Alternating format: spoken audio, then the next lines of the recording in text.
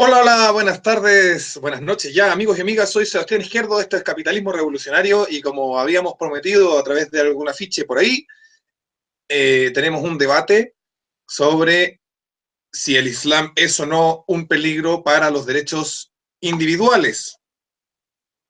Estoy con Alexander Reinicke de Students for Liberty, que está en este momento en Alemania, estudiando algo que ya nos va a contar cuando se presente porque yo no recuerdo qué es lo que se fue a estudiar Alexander.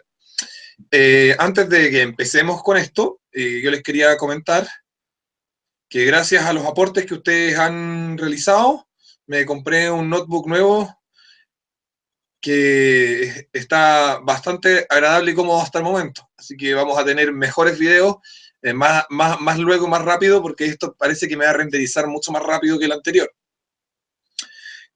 Además de eso, bueno, recordarles visitar la tienda. Mañana saco fotos de nuevos diseños, hicimos nuevos diseños, hay poleras de más burro, con orejas y todo, Milo Yiannopoulos y Agustín Laje. Vamos a tener las poleras listas y polerones, recuerden, polerones, 15 y 17 se piden y yo te los tengo al día siguiente, lo que son los polerones.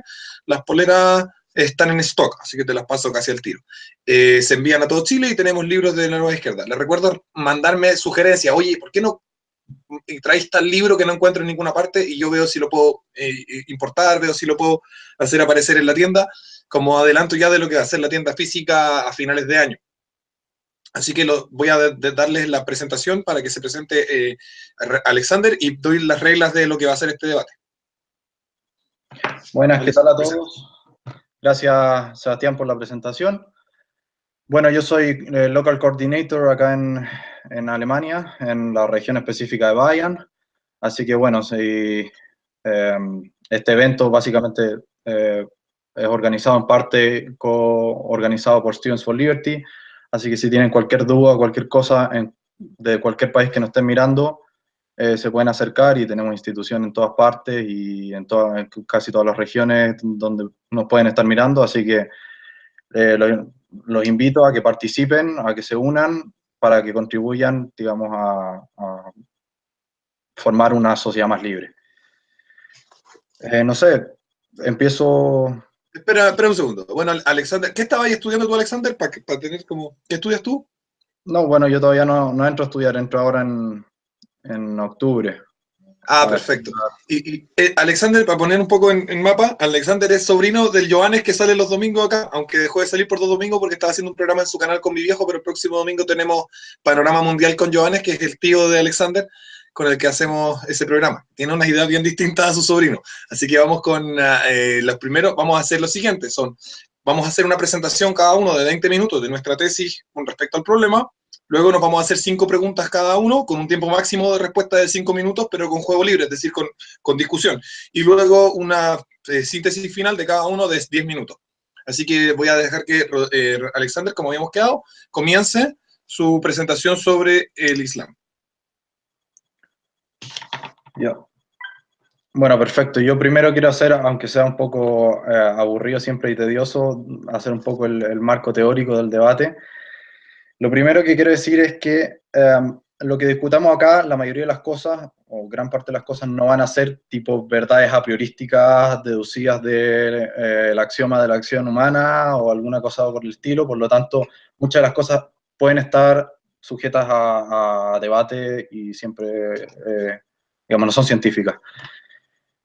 Luego, lo segundo que quería decir es que, a ver, ¿por qué se me ocurrió hacer este debate? Fue básicamente porque encuentro que hoy en día ya los libertarios, gracias, digamos, en parte a Hoppe, um, son una especie de nacionalistas libertarios, y ya se ha perdido un poco el principio originario del libertarianismo, o el point of view del libertarianismo, y entonces encuentro que hay como un consenso demasiado grande dentro de nuestro movimiento, y creo que era hora ya de que empecemos a cuestionar un poco las cosas. Bueno, yo tampoco vengo acá como de experto del Corán a citar un par de pasajes así y decir como, mira, el Islam es bueno, y tú entonces, Sebastián, dices, no, el Islam es malo, y me citas otros pasajes y así sucesivamente, porque encuentro que eso no tiene ningún sentido tampoco. No soy defensor del Corán, soy ateo, no soy defensor de ninguna religión en especial. Encuentro que mi consejo a toda la gente es que sea atea, de hecho, pero ya, cada cual lo suyo. Y bueno, el primer argumento que quería, digamos, el primer argumento que quería refutar de lo que he escuchado más o menos, no sé si es la posición específica de Sebastián, pero de algunas otras personas que están dentro del mundo libertario o más de derecha, es que casi que hay que matar o encerrar a todos los musulmanes que existen, digamos, como en una isla aislada de todo lo que sea Occidente, porque Occidente se tiene que preservar y Occidente es lo más importante, entonces o los matamos o los encerramos en algún lugar muy escondido, digamos. Entonces, de partida, yo supongo que Sebastián no está, digamos, defendiendo a ese nivel de argumentos, así que ni siquiera voy a ponerme a refutar mucho esa idea. Sencillamente encuentro que no tiene sentido desde el punto de vista libertario coartar los derechos de 1.800 millones de personas para poder, digamos, reducir los atentados terroristas que se producen acá, que son menos de 2.000 en toda la historia del Estado Islámico, por decirlo. Luego, encuentro que dentro de la discusión de los libertarios que van en contra del Islam, se produce un poco una especie de falacia, porque dice, bueno, hay que, no sé, cerrar las fronteras para todos los musulmanes, o hay que estar investigando a todos los musulmanes, o no sé, etcétera. Y lo que yo veo es que como que se está creyendo que todo musulmán, por el hecho de ser musulmán, es como una amenaza, una especie de terrorista en potencia, que hay como un 50% de probabilidades de que te explote una bomba por un musulmán. Y es como si estuviesen determinados por su religión a, digamos, cometer actos terroristas. Es como, dado que es musulmán y el Corán dice que hay que atacar a los infieles, ergo, necesariamente los musulmanes van a querer atacarnos. Y a mí me parece que es una falacia creer eso. Es decir, es como decir que, no sé, porque en Colombia existe la FARC, entonces todos los colombianos tienen que ser, digamos, eh, tienen que ser tienen que ser terroristas y por lo tanto a todos hay que cerrarles las fronteras y a todos hay que encerrarlos en algún lugar, y también lo mismo podríamos decir de los chilenos. En el caso de los mapuches podemos decir que todos los chilenos eh, son mapuches terroristas y que también hay que cerrarles las fronteras y hay que encerrarlos en algún lugar. Entonces eso es lo primero que me parece una falacia, y si por eso también podríamos empezar a decir, bueno, entonces también tenemos que cerrar las fronteras o matar o encerrar, encarcelar a todos los que son comunistas y así sucesivamente, porque todos ellos creen que hay que utilizar la violencia para llegar a ciertos fines, y básicamente los comunistas también tienen una especie de religión, al igual que los islamistas, digamos. Y finalmente otra cosa es creer algo, creer una cosa, por ejemplo, creer que tengo que utilizar la vía armada para atacar a los capitalistas, y otra cosa es realmente hacerlo. Hay un paso muy diferente, incluso en derecho se hace la diferencia, como que hay una total diferencia, es decir, yo puedo creer que tengo que matar a un capitalista, pero de ahí que lo lleve a hacer, a materializar, es un salto cuántico que es que, o sea, de las 10.000 millones de personas, de comunistas que creen que tienen que utilizar la vía armada para obtener poder, probablemente quizás un 0,3% esté dispuesto realmente a agarrar las armas y atacar. Entonces, eso también es un matiz que se tiene que agregar dentro del discurso libertario, encuentro yo. Luego se da la discusión de, bueno, es que esto es como legítima defensa, es como más o menos el argumento libertario que se da para poder violar los derechos de los musulmanes en general. Esto es legítima defensa, ¿por qué? Porque los musulmanes creen tal cosa, y como los musulmanes creen tal cosa, entonces yo me defiendo, digamos, cerrándoles las fronteras o encerrándolos en algún lugar, etc. Y a mí me parece que se produce primero otro tipo de falacia que es, digamos, quizás no tan falaz, pero desde el punto de vista libertario es falaz, que es como tomar a los musulmanes como un colectivo. El colectivo es una amenaza, ergo todo el colectivo debe ser, digamos, encerrado o se le tienen que cerrar las fronteras, etc. Y yo digo, pero vamos a ver, somos libertarios, los libertarios creen en el individualismo metodológico. Es decir, que haya un grupo de personas que se identifiquen con cierta cosa y que dentro de ese grupo, otro grupo sí que esté dispuesto a matar, no significa que todo el grupo sea condenable, digamos. Al igual que no todos los colombianos son condenables por lo que hizo la FARC, al igual que no todos los alemanes que en el 45 vivían bajo el régimen nazi o que eran nazis son condenables, porque solamente puedes condenar a las personas que realmente hicieron el acto y no a aquellas personas que sencillamente los apoyaron moralmente. Eso, de hecho, en derecho está establecido. Si yo te apoyo moralmente a que tú mates a otra persona, yo no tengo responsabilidad por el acto que tú cometiste, digo. Entonces, esa es otra cosa que encuentro que es una falacia de la generalización, en realidad. Un grupo de personas que se autodenomina Estado Islámico mata a otras personas, entonces toda la gente que cree en el Islam se le puede castigar. Lo encuentro falaz. Luego, el cierre de la frontera, que es lo que en general dentro del mundo libertario se propone como solución a estos problemas del terrorismo, que podemos entrar a discutir más adelante con Sebastiano, quizás en otro debate, porque en realidad es un tema largo, pero el cierre de las fronteras no es compatible desde el punto de vista libertario. Pero más allá de eso, porque no lo voy a entrar a discutir, yo creo que el cierre de las fronteras es de hecho lo que necesita el Estado Islámico, porque ahora me refiero específicamente al Estado Islámico, para justificarse. Si vemos cómo se constituye el Estado Islámico, en qué se fundamenta, es en tener como enemigo a Occidente. Gracias a eso tiene militares, gracias a eso tiene recursos, gracias a eso, digamos, se constituye como una reacción a Occidente, así como los comunistas se constituyen como una reacción a los burgueses y la gente con medio de producción. Si no existiesen burgueses, no habrían comunistas, entre comillas.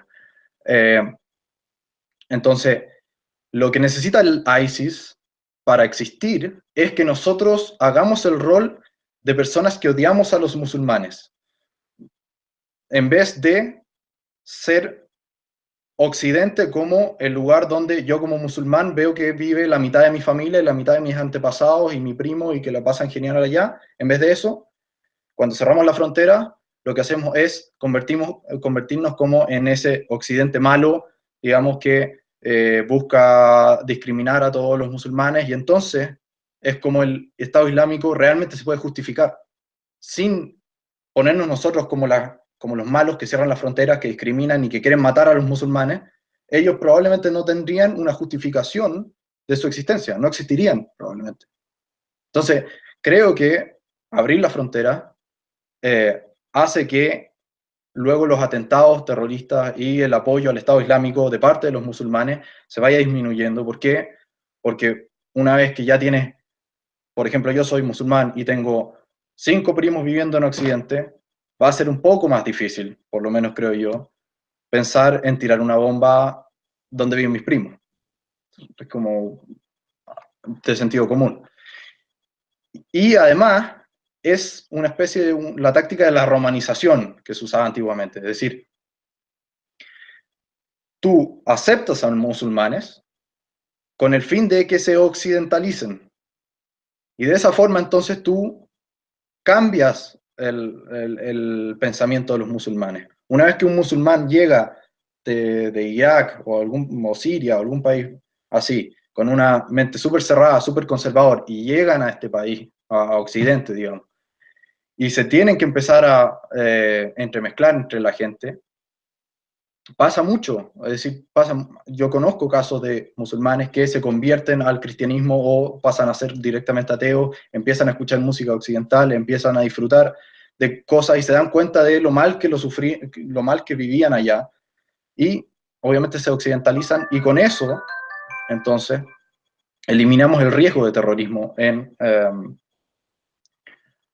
de parte de los musulmanes. Y el segundo argumento que quiero dar, el segundo gran argumento que quiero dar es que, y esto ya lo ha leído Sebastián, y quizás lo han leído también en Facebook, comentarios míos, diciendo que realmente lo que hay que atacar nunca son específicamente las ideas, eso no es lo importante, sino que lo que hay que atacar es los medios. ¿A qué me refiero con esto?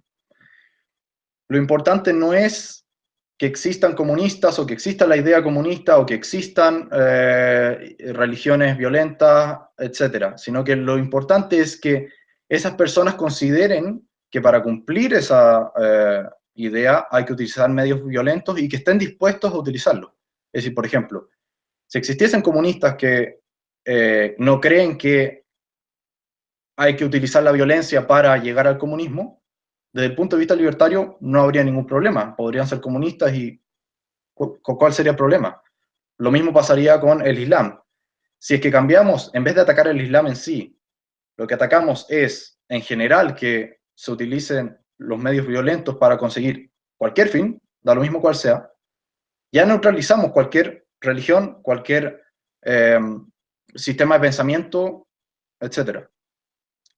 Y esto mismo, de hecho, Jesús Huerta de Soto se da cuenta, y lo dice en una de sus charlas, creo que es sobre el liberalismo, dice, bueno, mi libro se ha llamado Socialismo, Cálculo Económico y Función Empresarial durante, no sé cuántos fueron, 10 años.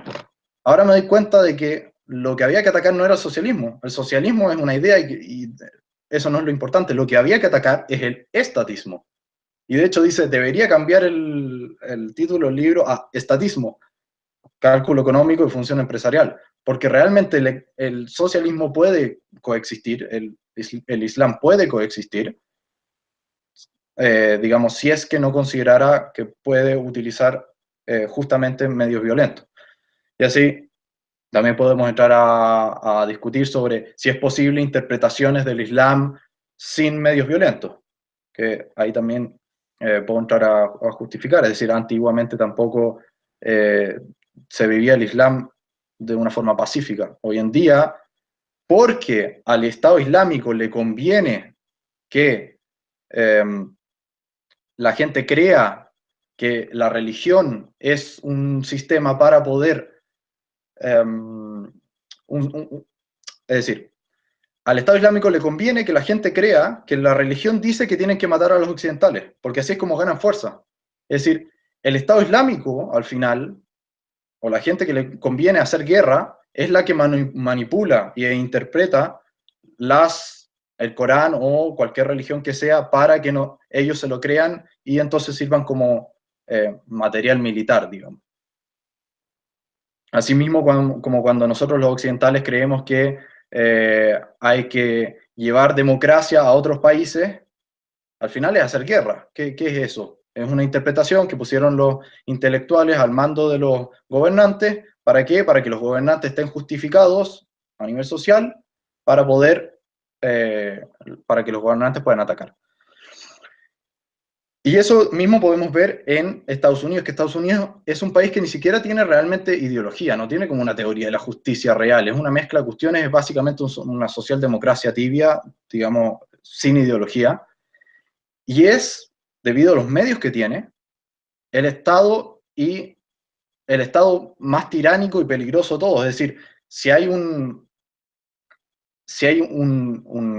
una amenaza eminente para Occidente, es Estados Unidos, para el mundo también. Si vemos el Estado Islámico, en realidad, ¿qué? Tiene 50.000 soldados, mata a 2.000 personas en Occidente al año, digamos, Estados Unidos mata a 1.000 personas, 1.096, 1.092 personas anuales, la policía de Estados Unidos mata a 1.092 personas anuales en Estados Unidos, estadounidenses. Entonces, luego tiene, y acá les puedo dar los datos de la guerra contra las drogas. Estados Unidos ha gastado, tiene un gasto anual, por ejemplo, en guerra, de 51 billones, solamente el 2017. Gasta 8 millones de dólares por día combatiendo al Estado Islámico. Y eso obviamente es una restricción de libertades no solamente para los islamistas, sino que también para los propios estadounidenses que le están exprimiendo a impuestos. Tiene 1.53 millones de personas encarceladas por crímenes no violentos, es decir, por cosas que los libertarios estaríamos de acuerdo que se hagan. Por ejemplo, el 87% de esa gente que está encarcelada es por posesión de marihuana. Por posesión de marihuana. Es decir, luego la guerra contra las drogas en México ha dejado una muerte de 70.000 personas. Es decir, cuando a mí me dicen de que la amenaza de Occidente está allá con el Estado Islámico, yo digo, o sea, ¿y cuál es la amenaza del mundo? Obviamente Estados Unidos. El propio Estados Unidos es la amenaza para Occidente. De hecho, me atrevería incluso a decir que quizás estaríamos mejor bajo el califato islamista que bajo Estados Unidos. Lo que pasa es que hoy en día ya estamos tan acostumbrados a que Estados Unidos, digamos, los países en general te metan a la cárcel por ciertos delitos, como por ejemplo la posesión de droga, que hoy en día ya no nos parece como que es una gran restricción de libertades. Pero la verdad es que te están esclavizando, te están metiendo en la cárcel por algo que no debería ser ilegal a ojos de los principios generales del derecho, por lo menos. Luego, las 1.000 muertes que, por ejemplo, en la guerra de Irak, desde el 2003 hasta hoy, se han cometido 4.800 muertes de estadounidenses. Y en Afganistán, 2.300 muertes de estadounidenses. Es decir, Estados Unidos mata más estadounidenses que el propio Estado Islámico. Pero a nosotros no nos parece tan mal y no exageramos tanto eso porque, bueno, porque hasta cierto punto igual nos creemos eso de que la democracia lo justifica y tal, y que es el gobierno, no son un grupo de terroristas. Y al final, y eso es otro punto muy importante, el Estado Islámico mata poquísima gente, realmente poca. Lo que pasa es que las mata de una forma que a nosotros nos parece muy aberrante. Es decir, en vez de llegar a matarlo con un disparo, como lo hace la policía en Estados Unidos, ellos llegan, agarran a una persona, le cortan el cuello con un hacha, lo graban, digamos, o hacen una explosión en un concierto de niñas o cosas por el estilo que a nosotros nos parece como wow. Pero, digamos, en números es más o menos, digamos, Estados Unidos es mucho peor.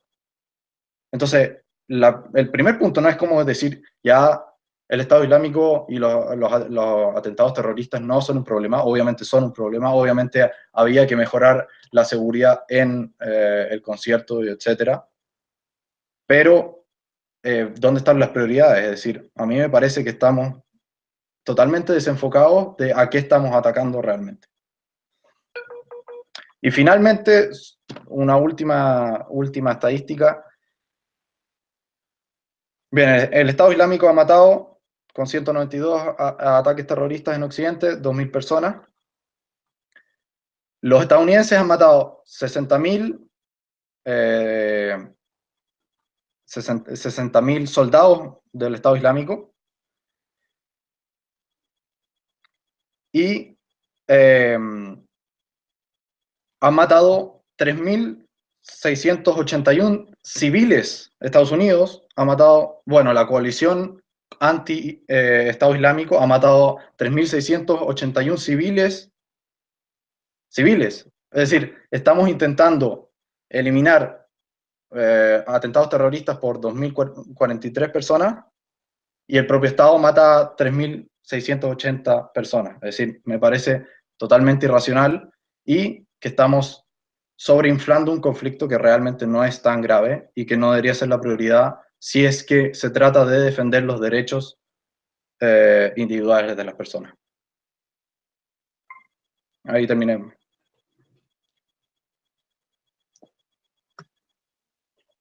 Te pasaste un poquito. Voy a empezar la mía. Antes quería decir una pequeña cosita. Nunca pensé que Alexander iba a querer explicarnos al resto de los libertarios lo malo que es el Estado, porque yo creo que todos lo tenemos claro, ese no era el fin del asunto, pero bueno, voy a mi argumentación. Bien. No hay más Dios que Alá y Mahoma es su profeta. Ese va a ser el centro de mi argumentación. ¿Y por qué? Porque el problema ni siquiera es el Islam o los musulmanes, el problema es Mahoma. Occidente es la civilización donde surge la libertad y no por casualidad, no es una cosa al azar. No es que John Locke, que John Stuart Mill, que Thomas Jefferson, que Adam Smith, que Ayn Rand, que Murray Rothbard, etc., hayan surgido y hayan existido en Occidente, no es una cosa casual, no es algo que surge porque sí. Tiene un sustrato cultural importante. Y el principal sustrato cultural que tiene viene de Grecia. Y el segundo tiene que ver con el judeocristianismo. La idea de Occidente, que hoy en día está en disputa por dos grupos, que son el Islam y el posmodernismo, es la idea de que existe una verdad y de que los seres humanos expresando su verdad propia, yo expreso la mía, Alexander expresa la suya, como este ejercicio, un ejercicio netamente occidental, expresamos nuestras verdades y que en la discusión podemos acercarnos lo más posible a esa verdad única que nos está velada porque tenemos una mente subjetiva que le es imposible alcanzarla por sí misma. Pero sí en la conversación y en la negociación de argumentos, si es que estos argumentos son correctos y adecuados, y si es que se hace de forma civilizada, es decir, occidental, lograremos tener algún acercamiento a una verdad cierta y por lo tanto tener mayores certezas sobre nuestros actos, sobre lo correcto, sobre lo incorrecto, sobre las ciencias funcionan así y las ciencias son un fenómeno netamente occidental. Hay un argumento que dice, no, las ciencias nacen en Oriente. Sí, en algún momento los musulmanes hicieron ciencia y después los mismos musulmanes lo prohibieron porque va contra su religión hacer la ciencia. ¿Quién fue Mahoma? Mahoma fue un tipo que esclavizó a miles de personas, asesinó a miles de personas. Una anécdota de la vida de Mahoma, que está, creo que es la Hadith, el libro donde se cuenta la vida, que no es Corán, es el libro donde se cuenta la vida del profeta, que también es sagrado para los musulmanes.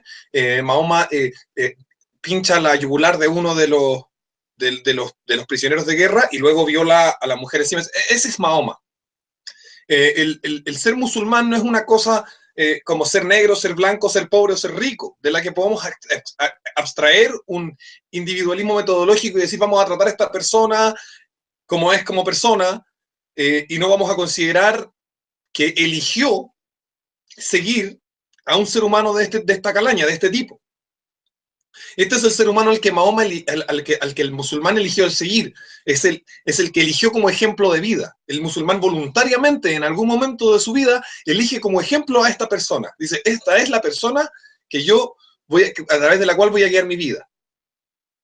Y si alguien quiere repasar las atrocidades de Mahoma, cometidas por su persona, puede buscar y estudiar la historia. Yo no voy a dedicarme aquí a hablar lo que hizo Mahoma desde el 622, cuando comienza la yihad.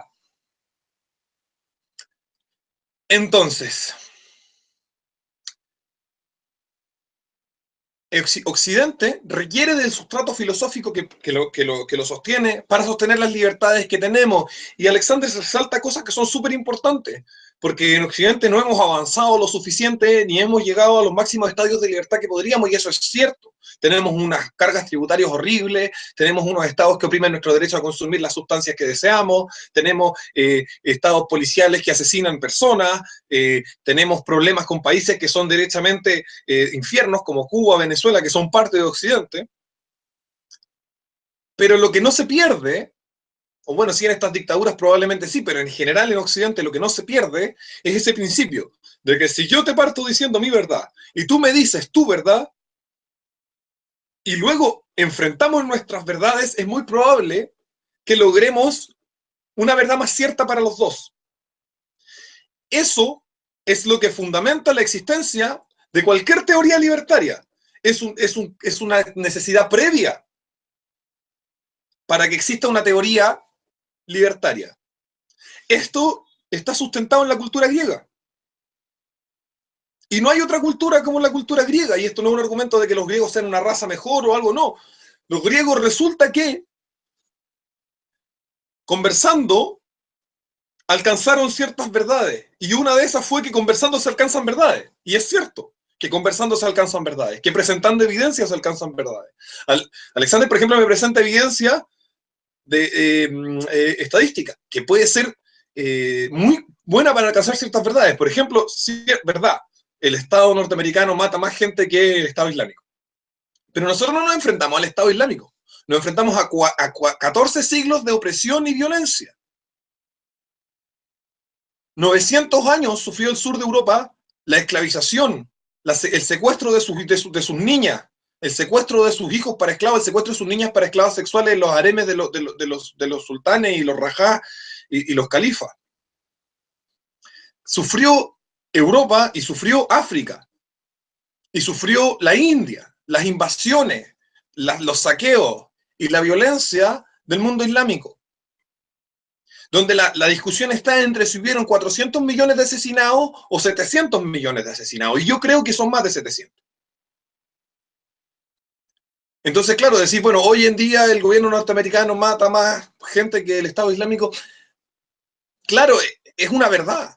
Y obviamente todos queremos luchar contra el gobierno norteamericano porque es una fuente de opresión, no contra la cultura norteamericana en sí, y este es un problema cultural. ¿Puede Occidente recibir musulmanes? Claro que sí. ¿Cuántos? Muy pocos, porque hay que, como él mismo decía, romanizarlos. Pero si tú recibes 2 millones de golpe, difícilmente se van a occidentalizar. Es muy difícil que se occidentalicen.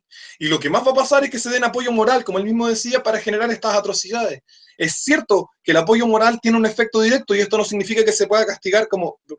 Se me lo entiende ahí, no se puede castigar jurídicamente. Cierto, no se puede castigar jurídicamente. Pero sí, la mayoría de los terroristas que han cometido atentados en Europa en estos momentos y en Estados Unidos son terroristas islámicos que no eran terroristas y que nacieron en esos países y que no son refugiados y que no tienen nada que ver con las últimas olas migratorias, pero son las últimas olas migratorias las que le dan el apoyo moral.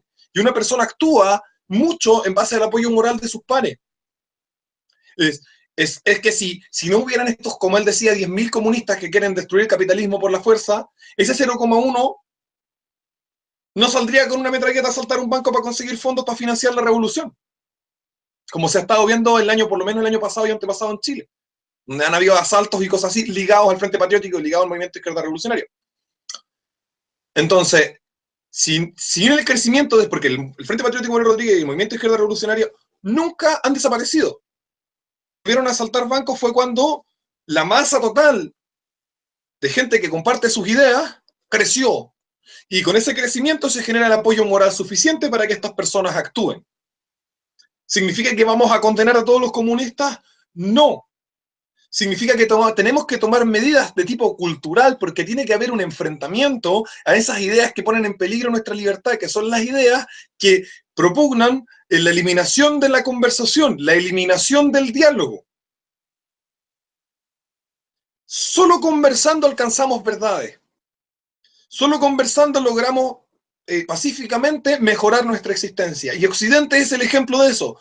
Sin importar todas las cosas que Alexander cita, que son ciertas, Occidente es la mejor civilización de la historia, la más libre, la más próspera. Ser occidental es un privilegio a nivel histórico impresionante. El chileno que gana el sueldo mínimo es parte del 30% más rico del mundo, porque está en Occidente. Lista occidental. Entonces, si hay países asiáticos que se han vuelto capitalistas, pero son las ideas de nosotros las que los han influenciado a ellos. Y de nuevo, Singapur, bueno, pero en Singapur no puedes tener un cuchillo con punta. Singapur es mucho más restrictivo. O sea, si vamos a hablar de restricción, guerra contra las drogas, guerra contra las armas, guerra contra las libertades personales, nombremos Singapur. Nombremos China. Ah, no, pero es que ahora que son capitalistas o Vietnam, ah, no, es que ahora que tienen un poquito de propiedad, de derechos de propiedad, ya no son tan malos. En contraste, claro, pero son gobiernos terribles. Y eso es porque no son occidentales, y son mucho más terribles que el gobierno de Estados Unidos, y son mucho más terribles incluso que Cuba, como estado represivo de las libertades personales. Entonces, es importante defender a Occidente porque Occidente es el sustrato cultural del cual pueden surgir ideas de libertad, del sustrato cultural del cual surge la reflexión que hace posible los derechos individuales. Los derechos individuales son el resultado de una negociación intelectual milenaria. No son una cosa que se nos ocurrió de la nada. Ese conjunto de axiomas no surgieron en el cerebro de un ser humano espontáneamente. Y así como surgen las ideas pueden ser enterradas, y eso lo hemos visto con algunas religiones, el zoroastrismo ya no existe. ¿Qué pasó con el zoroastrismo? Los musulmanes los mataron a todos. Eso es lo que pasó con el zoroastrismo. ¿Queremos eliminar a los musulmanes o poner murallas o echarlos a patadas? No. Queremos que la cantidad de musulmanes que haya sea la justa y suficiente como para que estos puedan occidentalizarse. porque es lo mejor que les puede pasar también. Y para que no hayan apoyos morales suficientes como para que se cometan atentados y para que se cometa violencia. Eso para mí es la defensa de Occidente. Esa defensa de Occidente tiene que ver con el sustrato cultural del cual surgen las ideas que nosotros profesamos. Ese sustrato cultural del cual pueden emerger y del cual pueden incluso desarrollarse y evolucionar en debates como este. Por eso es tan peligroso también el posmodernismo, que es esa corriente dentro de Occidente que va a negar la verdad única. Y va a decir, es inútil la discusión, es inútil la conversación. No se alcanza una verdad más cercana a la verdad única. Lo que se alcanza es, lo que es una discusión es un conflicto de poder. Y el que tiene mejores argumentos, porque la lógica es una forma opresiva del patriarcado y del sistema occidental, el que tenga mejores argumentos va a ganar, pero sin embargo las dos verdades eran siempre válidas porque todas las verdades son siempre válidas, lo cual es evidentemente equivocado y cualquier persona que haga ciencia lo puede saber. Pero entonces, luchar por defender Occidente no solamente luchar contra el Islam, y no solamente luchar contra el gobierno norteamericano, que claramente concuerdo con Alexander que es una amenaza para Occidente, es tratar de defender esos principios culturales que permiten la existencia de ideas que nos van a llevar a una mejor sociedad, a una sociedad más libertaria. Y eso no significa que seamos una sociedad perfecta, significa solo que somos la mejor civilización que ha existido en la humanidad. Y probablemente si desaparece Occidente nunca vuelva a haber una civilización como esta. El llamado a entender el Islam como una amenaza, entonces no es un llamado a entender el Islam como gente violenta, este musulmán es más violento que este es más pacífico que este. Es el llamado a defender la idea de que podemos discutir, lograr una verdad más cercana a esa verdad única y estar más en lo correcto y por lo tanto ser mejor persona. Porque todas las verdades además derivan verdades morales. Si es que consideramos la vida humana como un axioma básico de moralidad, que también es un principio occidental. Cada vida humana vale. ¿No es cierto? Y de hecho, Alexander se basa en la cultura occidental para realizar su argumentación y nos dice, mira, tantos muertos aquí, tantos muertos acá. Está usando argumentación occidental, está presentando valores occidentales en la discusión. Y si esos valores occidentales desaparecen, es imposible tener esta discusión. Es imposible tener esta conversación y es imposible llevar adelante la sociedad. Yo no quiero defender a Occidente porque me encanta cómo está y cómo es. Quiero defender a Occidente porque creo que sin Occidente no hay un piso desde el cual levantar al ser humano hacia la revolución capitalista, que es para mí el máximo estado de dignidad del individuo humano. Así que me quedan 6 minutos, pero yo creo que acabo de hacer mi caso lo mejor que pude y voy a perder mi tiempo que me queda.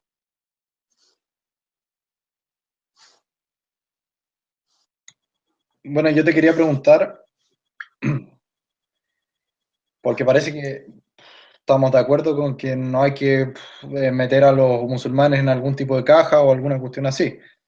Que sí que hay, o por lo menos he visto escrito en Facebook, digamos, gente en grupos libertarios que prácticamente que plantea eso. Ya, pero dijiste, tenemos que tener la cantidad justa de musulmanes posible. ¿Cuál es la cantidad Que justa? permita occidentalizarse, que les permita occidentalizarse. ¿Bajo qué criterios y con qué? ¿Con fronteras cerradas o no? Con control fronterizo para el control fronterizo para absorber una cantidad justa de musulmanes que no ponga en peligro el sustrato cultural que permite la libertad. Pero, con respecto a esto, tengo una argumentación capitalista, que para mí es súper válida, que tiene que ver con los temas migratorios. La parte pública, que hoy en día se considera propiedad del Estado, y que en una sociedad libertaria probablemente sea privatizada, si bien siendo privatizada o siendo parte del Estado, se debe considerar desde un punto de vista capitalista como una copropiedad, es decir, como los espacios de un edificio cuando uno vive o cuando uno arrienda pieza como yo aquí, el pasillo es copropiedad. Eso significa que el ingreso o salida de personas de ese espacio no un derecho de la persona que quiere ingresar o salir, ni tampoco es derecho de una persona que vive adentro. sino que es un problema colectivo que se tiene que tratar colectivamente y que se tiene que resolver desde los mecanismos que pueda tener o que pueda haber desarrollado una sociedad específica, ya sea a nivel de una sociedad privada, como podría ser una copropiedad estrictamente, o a través de una sociedad estatista donde tenemos un Estado que funciona, que lo regulamos, comillas, lo más que podemos a través de nuestros votos, que nosotros tenemos derecho como ciudadanos a decidir qué tipo de política migratoria vamos a tener, porque eso tiene que ver con a quién dejamos entrar a nuestro edificio y a quién no, siguiendo usando el parámetro, o sea, este ejemplo del edificio. Entonces, yo creo que es muy válido la regulación migratoria desde un punto de vista capitalista, ya sea en una sociedad privada o en una sociedad pública. Bueno, ahí entramos en el tema si hay derecho a inmigración libre o no. Bueno, yo le he dado vuelta a ese argumento, porque antes lo consideraba razonable, pero después me di cuenta de que el argumento, bueno, que esgrime Rothbard y luego recoge Hoppe, de que el propio Hoppe, antes de adherirse a ese principio, ya lo había refutado él mismo. Y él dice, primero me baso en el propio Jesús Huerta de Soto, que dice que en una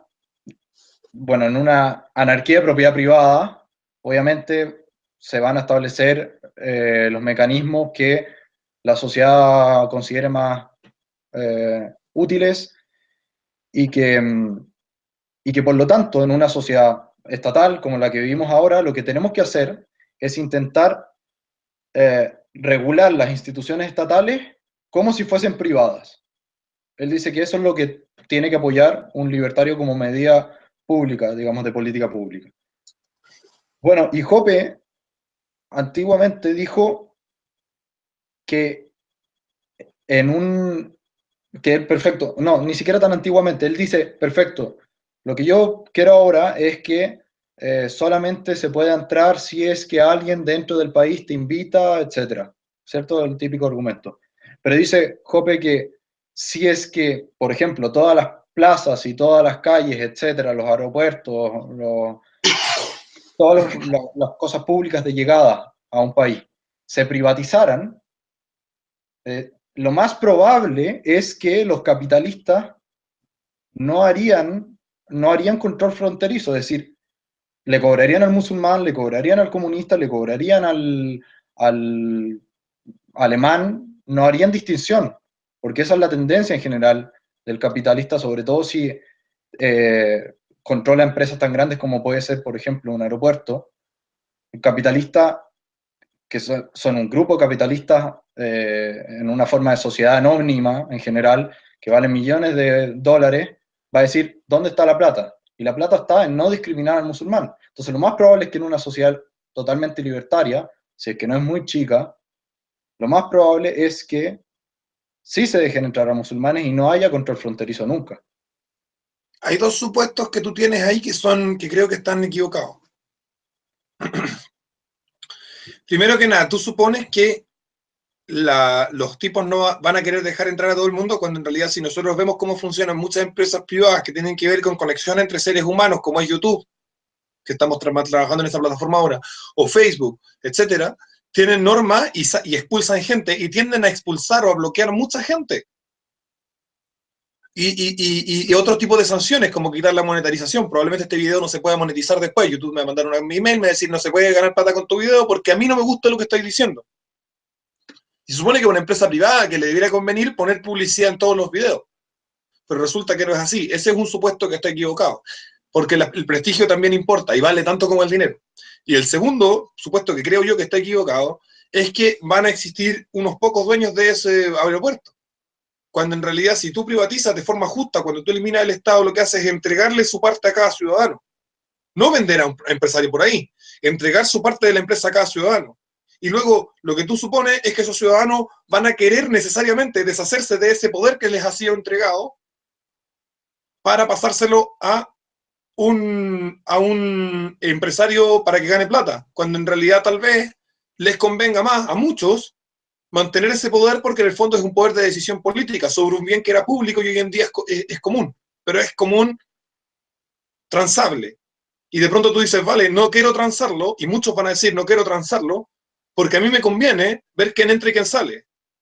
Si yo estoy en un barrio y se privatizan las calles, por ejemplo, ya de la Comuna de Providencia que estoy viendo ahora, se privatizan las calles de la Comuna de Providencia a todos los que tienen casa o local en la Comuna de Providencia, es decir, a todos los propietarios de un bien inmueble en la Comuna de Providencia, se les entrega su parte, su porción de propiedad de las calles de Providencia.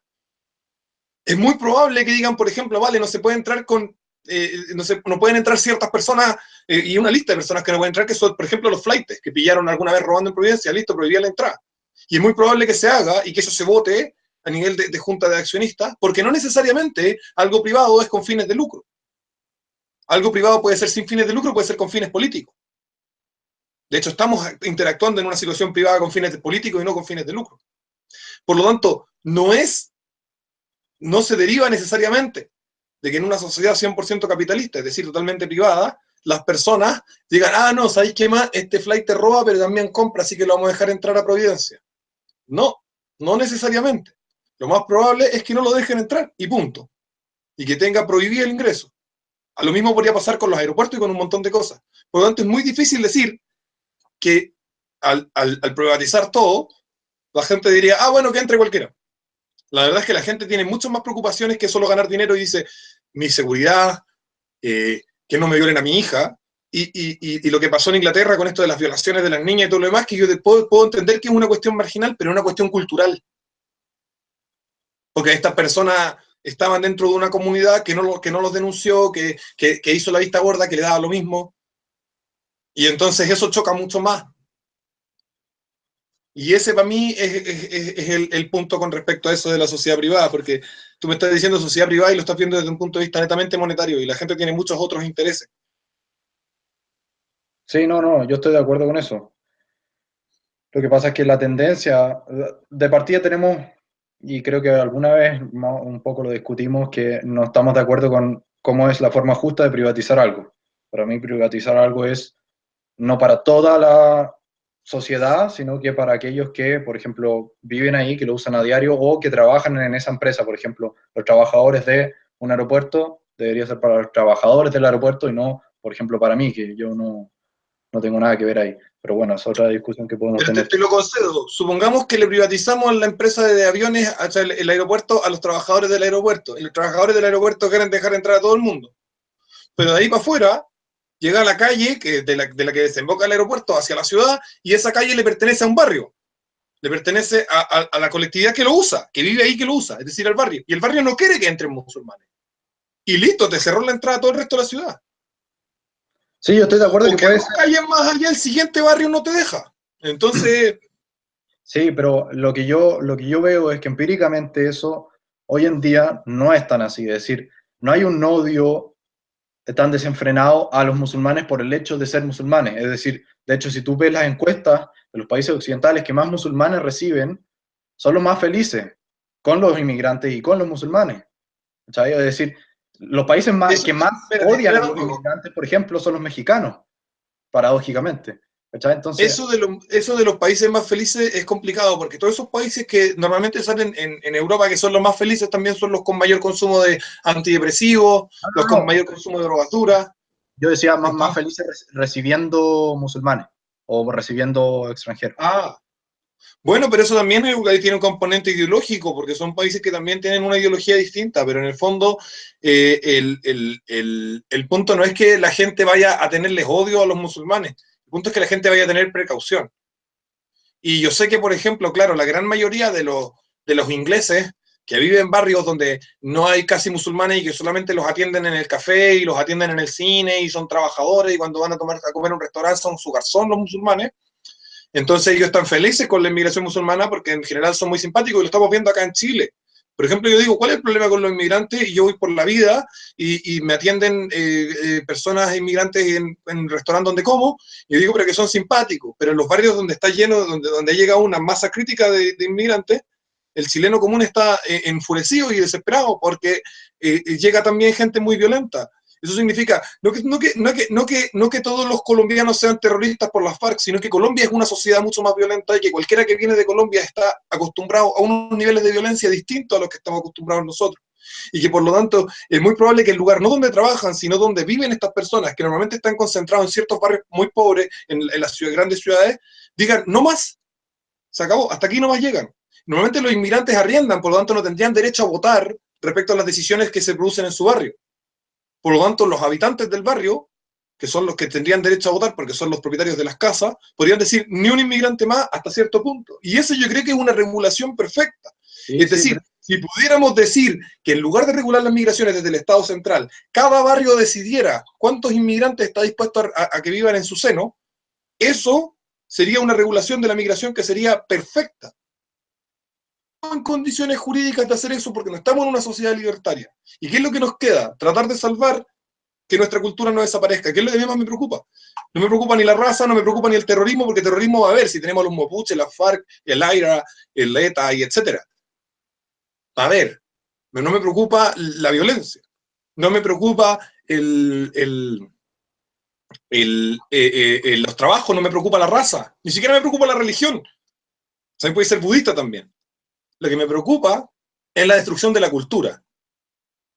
Y entonces yo digo, ¿cuántos son suficientes para que nuestra cultura no perezca? Y yo creo que la mejor regulación estaría en los barrios. Pero hoy en día no tenemos la posibilidad jurídica de hacer eso. Entonces, como tenemos un estado del bienestar, como tenemos un sistema mixto de estado del bienestar, que en Chile no es tan grande, pero en el resto del mundo sí lo es como jugar al revés, po. Vamos a dejar entrar a todo el mundo mientras tenemos estado del bienestar. Es como Donald Trump que quiere bajar los impuestos sin bajar el gasto. Las cosas tienen un orden. Si tú quieres abrir tus fronteras, primero tienes que eliminar las prestaciones sociales, porque si no estás cometiendo una injusticia. Y además atraes mucho más inmigrantes de los que en realidad vendrían de forma orgánica. sí, no, a ver, yo estoy de acuerdo que si es que se produciese esa fiscalización a través de, digamos, las comunidades de vecinos que deciden no dejar entrar, estoy totalmente de acuerdo. Lo que pasa es que, como yo veo la cosa, es que la opinión pública en general no está dispuesta a eh, discriminar por el hecho de pensar algo. Es decir, quizás puede ser que discriminen por alguien que robó en esa calle, pero yo creo que al menos hoy en día, quizás mañana sea diferente, pero hoy día es de muy mal gusto decir, tú no entras a mi casa porque eres musulmán. Yo creo que muy poca gente está dispuesta hoy en día a hacer eso. Por lo menos yo no. Pero los que votan por los partidos de extrema derecha que quieren expulsar a los musulmanes, que no han ganado, pero la mayor densidad de votantes está en los barrios donde viven los musulmanes. Sí, La mayor densidad de votantes nativos está en los barrios donde viven los musulmanes. Entonces, yo te reitero, hay un problema porque hay una separación. En los estados capitalistas modernos hay una enorme cantidad de gente que vive una vida acomodada. Y tenemos relegados, segregados hasta cierto punto, producto del estado del bienestar y los impuestos que destruyen la economía, a una enorme cantidad, no una enorme cantidad, una cantidad de pobres que son pocos, que son 10%, 12%, 15% de la población, que son a los que les toca vivir al lado de estos extranjeros. Y a ellos les toca ver otro lado de la película, que no es que te sirven el cafecito y te sirven el pastelito, sino que son gente que tiene unas costumbres que te chocan. ya, pero si yo estoy de acuerdo con eso. Lo que yo estaba diciendo nomás es que creo que hay una tendencia a que si es que mañana no hubiese más Estado y la gente fuese propietaria de sus calles, lo más probable es que no fiscalizarían de la forma que está haciendo en la mayoría de los casos. Puede ser que sí, algunas, pero yo creo que en la mayoría de los casos no. Pero bueno, eso es una cuestión de suposición que realmente no podemos llegar a Ahora, yo lo que resolver yo ahora. sostengo es que para poder llegar a esa sociedad, tenemos que preservar la cultura que tenemos. Y eso para mí es importante, es un tema práctico. No puedes tener una sociedad libertaria construida sobre otra cultura. Ya, ese era otro punto que te quería preguntar. Si es que se supone que la cultura occidental es superior, desde el punto de vista, no sé, por ejemplo, hayekiano, es superior, eh, naturalmente, la ley natural, por ejemplo, nos dice que tenemos que tender a, o la humanidad tiene que tender a, con el desarrollo, el comercio, etcétera, a ser como los occidentales, de cultura occidental. Entonces hace más sentido de que si es que llegan musulmanes, da lo mismo la cantidad que sea, no sea como que los musulmanes van a destruir nuestra cultura, puesto que nuestra cultura es superior. Si no fuese superior, entonces, ¿cómo su cultura va a destruir la nuestra? Es totalmente ilógico pensar eso. Lo más lógico Eh, es pensar que el- ellos empiecen a llegar, se sienten totalmente excluidos, tienen que empezar a aprender el idioma para poder entrar a los trabajos, tienen que empezar a vestirse normalmente para que alguien los contrate para sobrevivir. Lo más probable es que haya tanta presión social, da lo mismo la cantidad de inmigrantes que lleguen, que al final se terminen adaptando ellos a nosotros y nosotros no a ellos. ¿Cachai? no, no, no. No da lo mismo. Dos cosas, a ver, dos cosas con respecto a tu refutación. Uno, primero que nada, creo que Hayek, al igual que Ayn Rand y algunos otros pensadores libertarios que son de mediados del siglo XX, fallaron en no reconocer cosas que tienen que ver con la psicología. Que tu cultura sea mejor no significa que absorbas más fácilmente a la gente. Ser occidental es difícil. Ser occidental es muy difícil. Ser musulmán basta con decir Alá, Alá es el único Dios y Mahoma es su profeta. Y luego, dejar de ser occidental es muy fácil. Dejar de ser occidental es súper fácil. Vemos caleta de cabros que andan de hippie y se creen hindúes. Y está bien. ¿Cachai? Pero dejar de ser occidental es... Dejar de ser musulmán te cuesta la vida. Y han habido homicidios en Estados Unidos y en Europa por apostasía. Varios. ¿Bien? Esta chica que no se quiso poner el velo en Texas, creo que fue, y el papá la mató. Por poner un ejemplo nomás. Entonces, esa es una cosa. Que tu cultura sea mejor no significa que sea más fuerte en términos demográficos, porque uno puede tener menos natalidad, dos, puede tener mayor población anciana, tres, puede tener mayor dificultad de asimilación porque es más compleja de asimilar, porque es más compleja porque tiene un diálogo de miles de años y el Islam dejó de dialogar hace 1400. Eh, puede ser que tu cultura además sea muy fácil de dejar y la de ellos muy difícil por el coste que contrae, que es que el resto te va a matar. Y lo otro es que tú dices, sin importar el número que lleguen, falso, porque si llegan muchos, algunos se asimilan, los que están en el borde, pero los otros hacen negocios para los demás. Entonces, si bien el que, no está, el que está a medio asimilar porque está trabajando en la fábrica con todos los amigos alemanes, cuando llega a la casa, va a ir al café de los musulmanes que no se van a asimilar nunca porque reciben puros musulmanes en su tienda. Entonces generan un emprendimiento que se generan, esos emprendimientos que se generan en torno a la inmigración, que no son necesariamente malos, impiden hasta cierto punto la asimilación cultural. Y eso es inevitable. Esos son los dos puntos que te quería decir. Bueno, yo no sé si, a ver, puede ser que efectivamente, por ejemplo, los viejos les cueste muchísimo asimilarse una vez que llegan acá.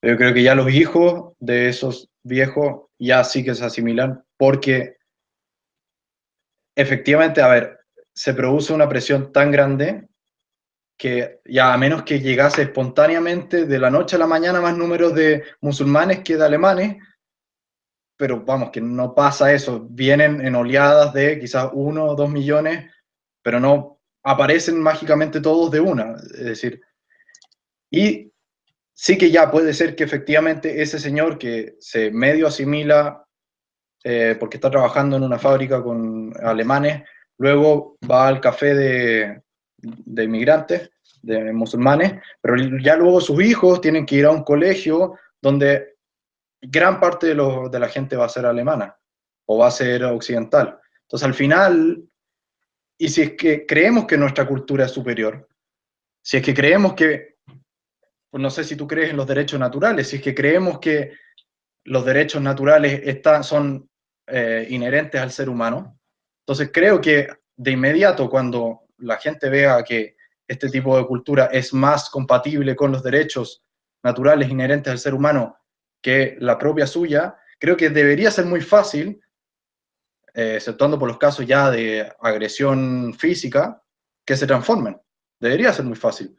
Es decir, si llega alguien con una cultura que le dice que solamente puede caminar con una pierna en vez de con dos, y llega a Occidente y ve que pueden caminar con dos, creo que va a ser muy fácil que esa persona diga, hey, ¿sabes qué? Me hago occidental, camino con dos piernas, es estúpido seguir caminando con una, es antinatura. Yo creo que muchas de las cosas musulmanas son antinatura. Entonces es mucho más fácil que la gente musulmana, llegue acá y al tiro diga, hey, esto tiene mucho más sentido que lo que estaba viviendo allá.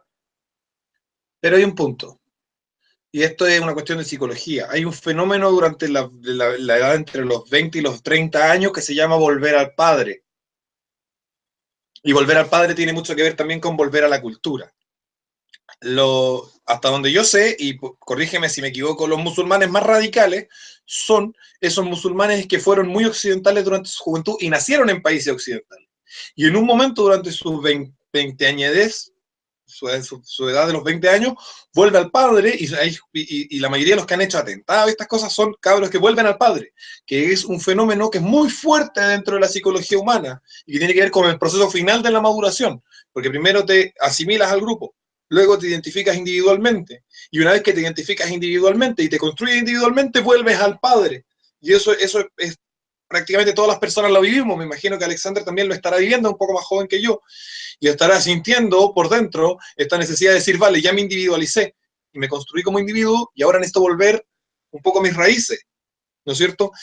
Mientras, entonces, y ese fenómeno que es natural, niega esto de que se asimilen tan fácilmente. No es fácil asimilar a una persona a Occidente, no porque sea una cultura más mala, no es fácil porque Occidente es complejo, y no es fácil porque por una serie de cuestiones psicológicas que son fundamentales, que las personas vienen con un montón de cosas que son hereditarias también. O sea, las conductas de los antepasados tienden a ser las conductas de uno, y no por una cuestión genética, sino más bien por una cuestión, diríamos, epigenética o algo.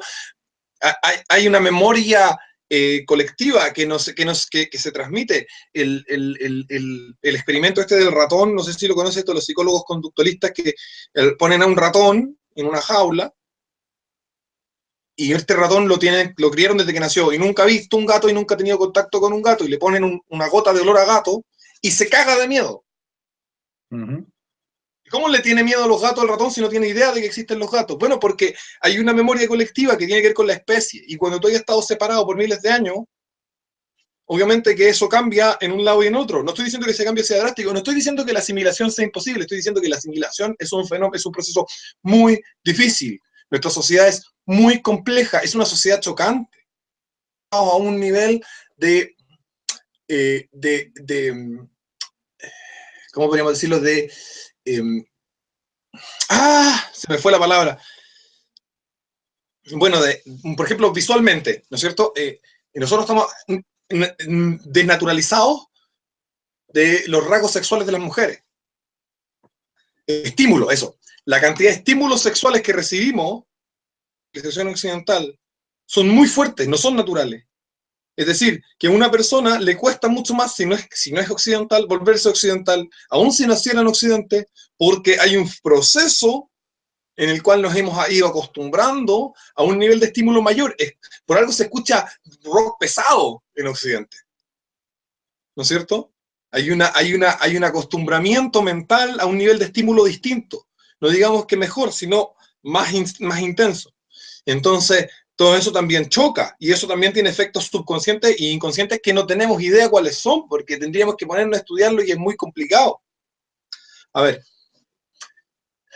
si tú ves con respecto a lo de la educación de los colegios, si tú ves los videos del canal CNN Verde, que es este cabro colombiano que fue criado en Alemania, que lo metieron a colegios para inmigrantes, donde los educaban en que la cultura alemana era lo peor, porque eso es lo que les enseñaban, con lo cual es muy difícil que alguien se asimile, si es que el sistema político está construido sobre una ideología posmoderna que plantea que Occidente es lo peor que hay, y donde los musulmanes hacían lo que querían, y tocaban a las niñas y le pegaban al que no era musulmán en el colegio, y esto lo cuenta como su testimonio, y yo no tengo derecho a dudar de su testimonio.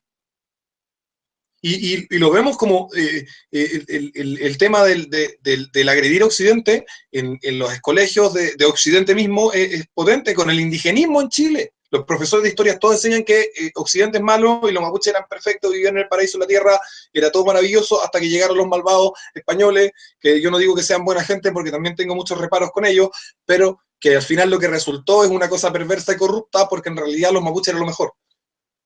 Hay una ideología, y la ideología muchas veces contrastada con la realidad no funciona. Aquí yo veo sorry que te lo diga, en tu postura, un poco de ingenuidad como la que tienen los liberales cuando dicen, bueno, voy a conversar con todos los comunistas y una vez que converse 1 hora con cada comunista, van a ser todos liberales.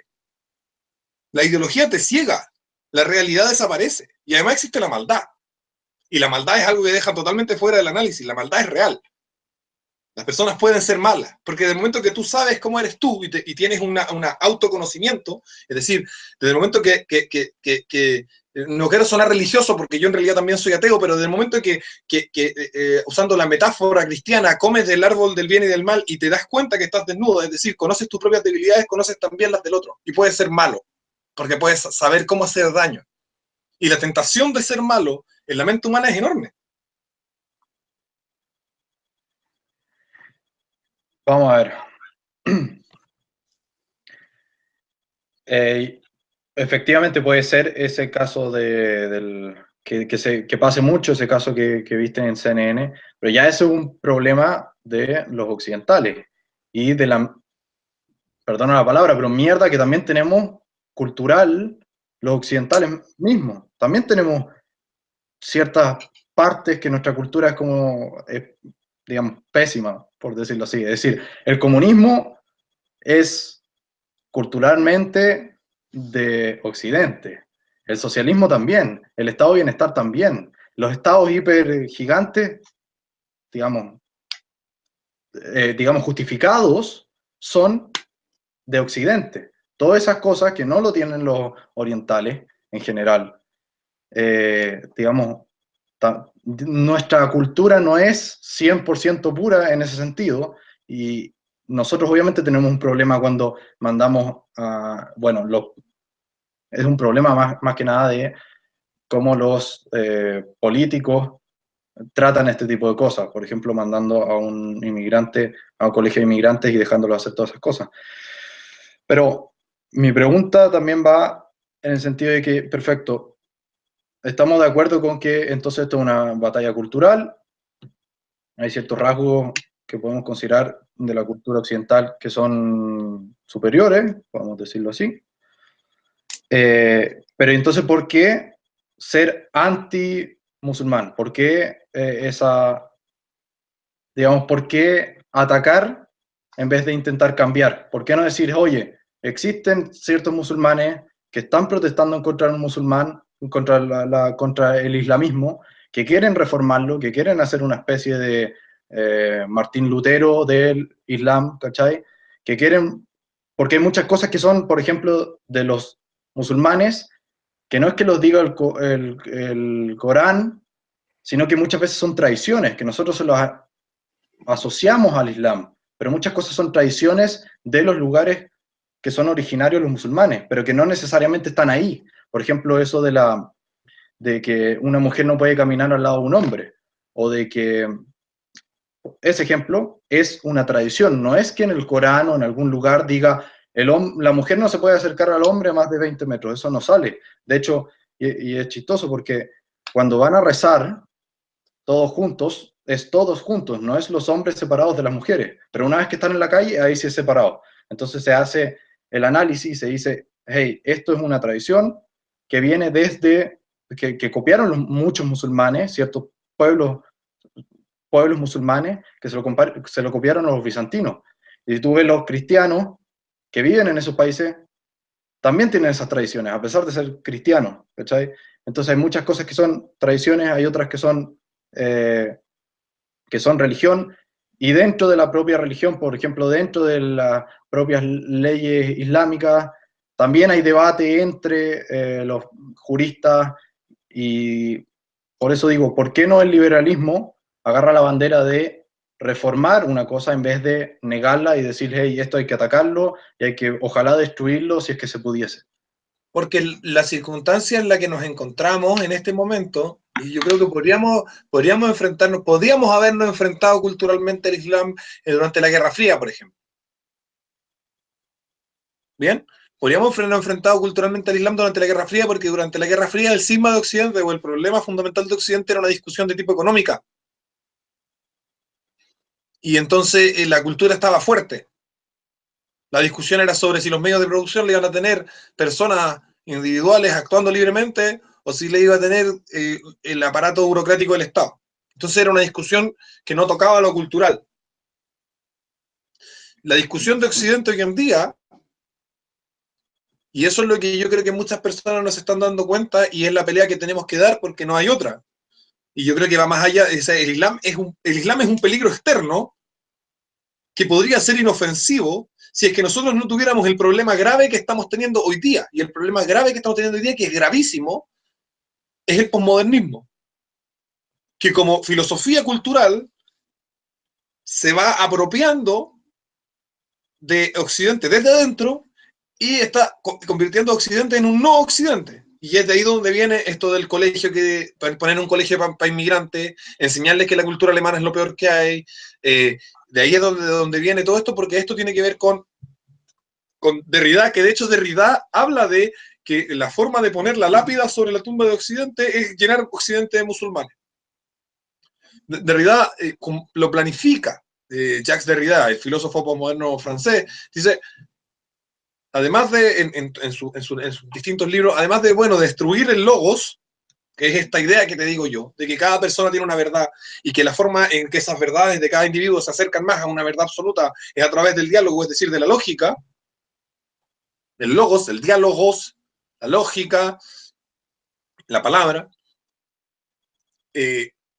Después de destruir esa idea, Occidente va a seguir siendo culturalmente Occidente, aunque se encuentre en una guerra interna de grupos pequeños, que es lo que está sucediendo hoy en día, que los no binarios, que los no sé cuánto, que tú tenés que decirme con tal pronombre, o si no te tienen que meter preso, que vamos a poner un baño para no sé quién chucha, y todas esas cosas. Esa es una guerra interna de Occidente. Esa guerra interna de Occidente ya se está perdiendo, y tratar de rescatar a Occidente es algo que tenemos que hacer, y esa es la tarea fundamental. Ojo, hablar de defender a Occidente y de los derechos individuales tiene más una tarea interna, 90% tarea interna, 10% tarea externa. La tarea externa es, mientras nosotros resolvemos este problema que es gravísimo y que nos está destruyendo, que estos otros tipos no destruyan nuestra cultura.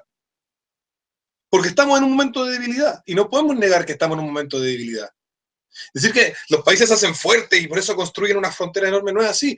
Construyen fronteras enormes porque están débiles. Cuando los países o las culturas se defienden del exterior es porque por dentro tienen un poco la zorra.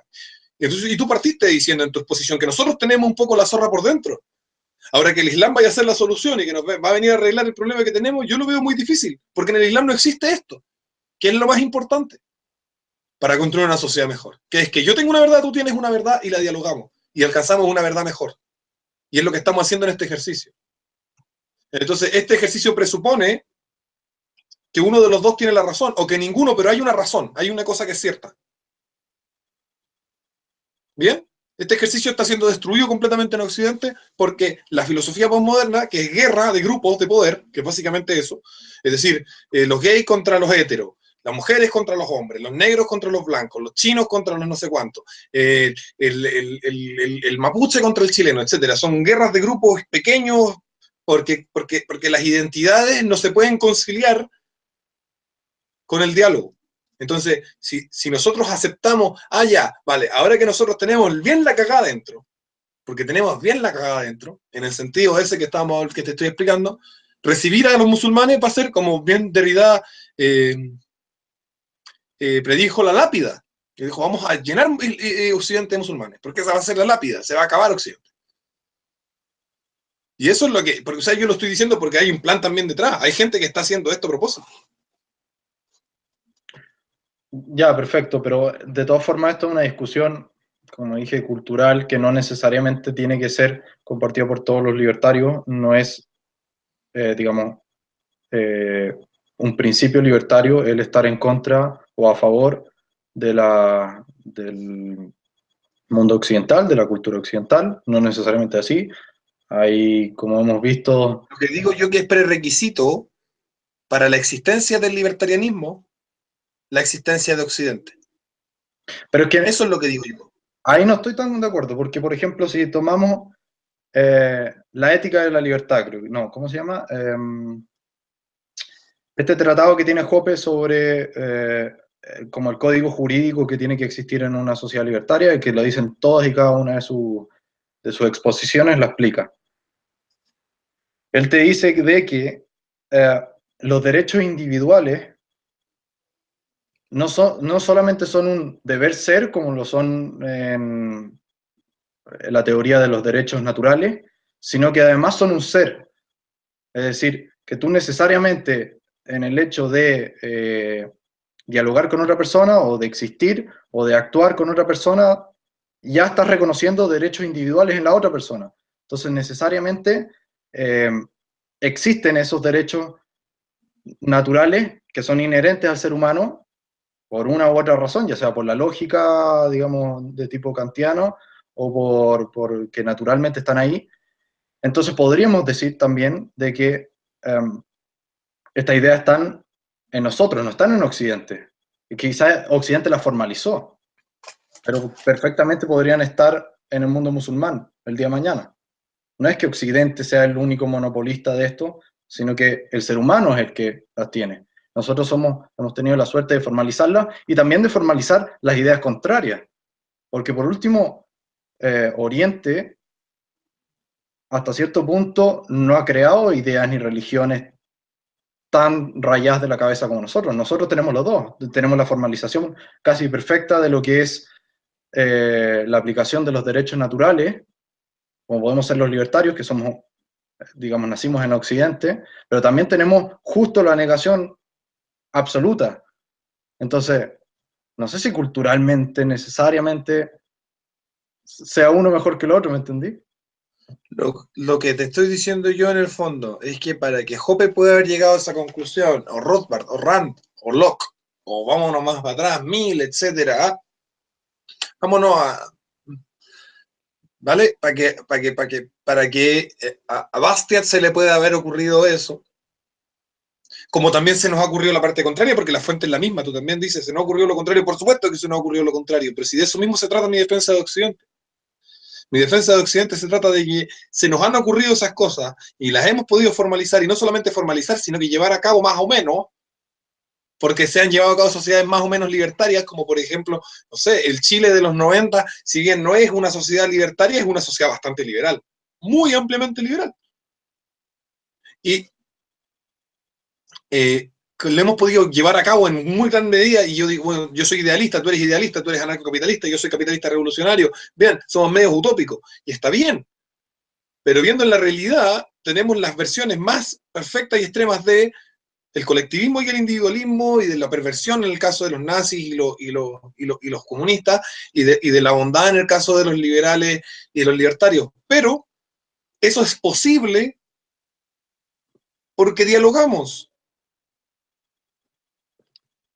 Ya, Es pero lo que te decir, dice Jope es que todo el dialoga. musulmán dice, vale, el musulmán entiende que el otro tiene ciertos derechos, no necesariamente cualquier otro, porque es complicado eso, tratar en una sociedad musulmana cuál es el otro. El otro es otro musulmán. Y de hecho lo que comparten no son derechos naturales, es que son musulmanes, porque a los que no son musulmanes, en las sociedades musulmanes se les trata muy, muy mal. Esa es la verdad. Y la ley islámica trata un poco de eso, pero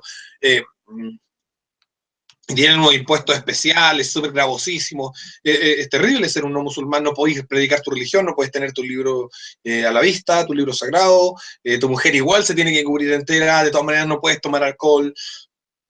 Sigo y sigo y sigo. El punto es, ¿se puede dialogar en una sociedad musulmana? ¿Puede un musulmán en la televisión musulmana decir, creo yo que sería mejor que tuviéramos una sociedad nazi?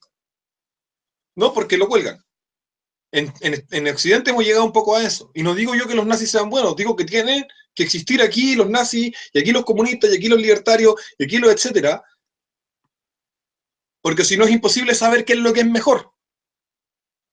Y si nosotros no permitimos eso, y eso es lo que estamos haciendo, Occidente está, a través del tema este de la corrección política y todo eso, nos estamos convirtiendo en una civilización en la que no se pueden decir cosas, en la que no se pueden conversar cosas, en la que hay temas tabú.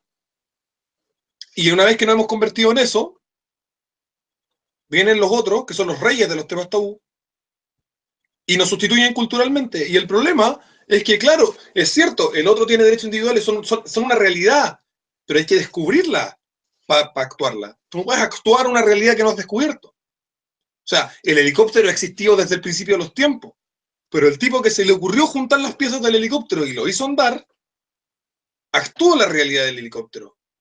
Y no podíamos actuar la realidad de helicóptero hasta que pudiéramos pensarla, y no podemos pensarla hasta que no podemos conversarla.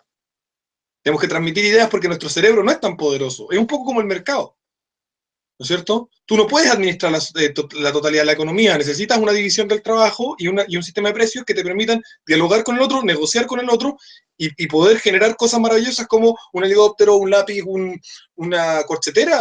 Yo no tengo idea cómo chucha hacer una corchetera. Y es complicado, y el cuento es lápiz de Mises, o sea, de Hayek, de Friedman. Y eso es diálogo. Y eso mismo pasa en el plano ideológico.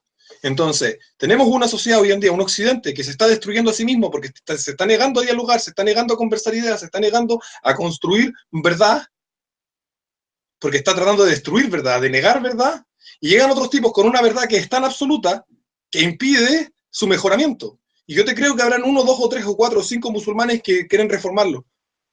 Pero en realidad yo todavía no veo una protesta musulmana de rabia contra un atentado. No ha sido noticia, tal vez, claro, tal vez los medios son todos nazis y quieren que yo odie a los musulmanes y por eso no me la muestran. Lo dudo mucho. Lo que en el fondo yo creo es que los musulmanes que quieren reformar el Islam son muy pocos porque el Islam tal vez no es reformable. Yo no digo discriminar a estas personas como personas, digo discriminar a esta religión como religión. Venga a Occidente y ya se le pasará a los musulmanes. Y ya se le va a pasar a los musulmanes. Pero si son muchos no se le va a pasar nunca. Mientras que a nosotros sí se nos está pasando a los occidentales. Porque una masa crítica se ha empezado a negar al diálogo. Ya, pero de todas formas, todavía no... ¿Cuál es el problema con el Islam entonces? Si no es una cuestión de atentados, no es una cuestión de ¿qué? Una cuestión de que después nos va a ser más difícil dialogar. ¿En qué sentido? ¿De que nos van a gobernar y nos van a prohibir por la fuerza? ¿O de que cuál es la función de atacar el Islam y defender Occidente? ¿Por qué haces eso? Digamos, todavía no lo entiendo. Entonces, Charlie Hebdo. Charlie Hebdo, el problema de Charlie Hebdo no es el terrorismo. A todo esto se le está escuchando pésimo, cierra cualquier programa que habrá abierto porque tu computador esta cuestión pide muchos recursos. ¿cierto? Yo también. Sí, también. Mm. Entonces puede ser que la señal del internet, y yo estoy hosteando, puede ser que la señal del internet se ha ido a la mierda. Bueno, Charlie Hebdo es lo que estoy hablando. No es el terrorismo, no es que hayan sacado una metralleta, no hayan sacado una metralleta, es que tú no puedes hacer algo, no puedes expresar una idea, un concepto gráfica o vocalmente, porque te llega.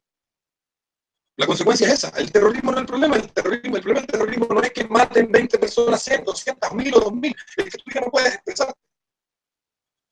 Entonces tenemos a Tony Robbins, que no es mi amigo y que no estoy de acuerdo con casi nada con él, pero lo metieron preso por estar contra el Islam sin mayores cargos, y adentro de la cárcel casi lo matan, los islámicos, por estar contra el Islam.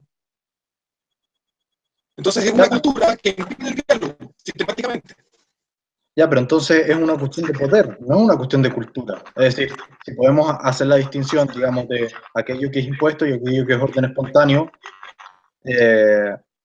el problema realmente es que existan los medios, que exista la forma de poder acallarte, que exista la forma de poder el día de mañana que los musulmanes controlen el Estado estadounidense y manden una policía del pensamiento para eliminarte el diálogo. Ese es el problema.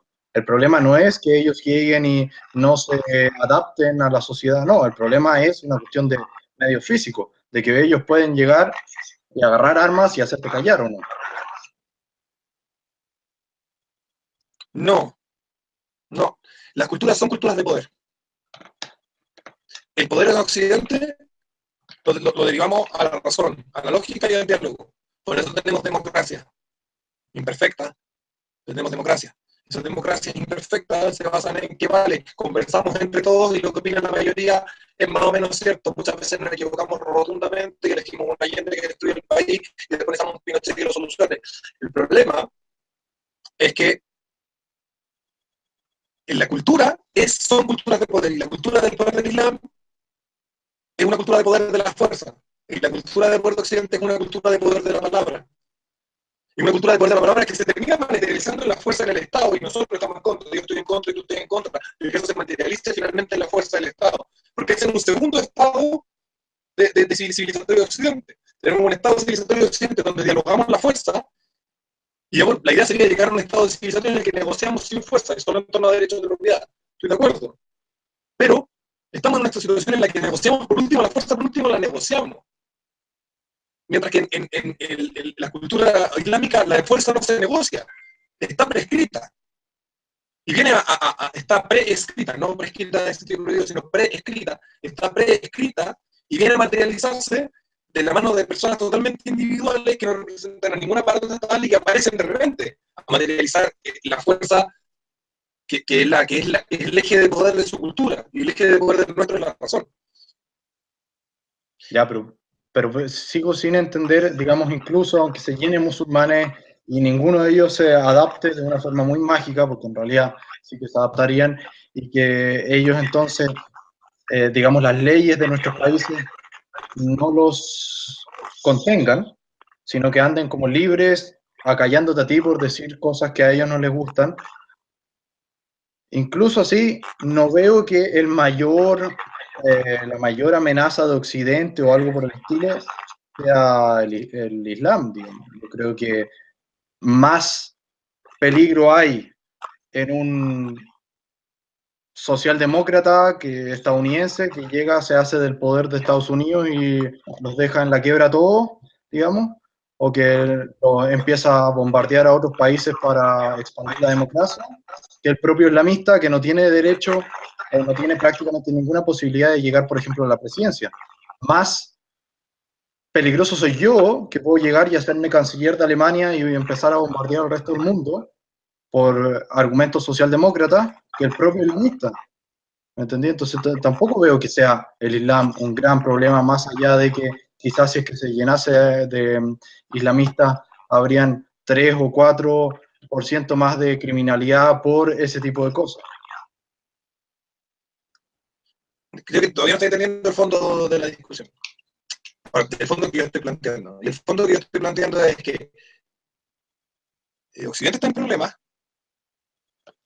La idea maravillosa, magistral, que se le ocurrió a un griego por ahí que no sabemos cuál es, porque no está documentado cuál fue el griego que se le ocurrió, y conversando parece que... Pero la idea de que nosotros dialogamos las verdades y que esa es la forma, esa es la ideología de poder de nuestra cultura, está en riesgo culturalmente. Es decir, mientras más musulmán, mientras más gente no occidental llegue a Occidente, menos diálogo va a haber.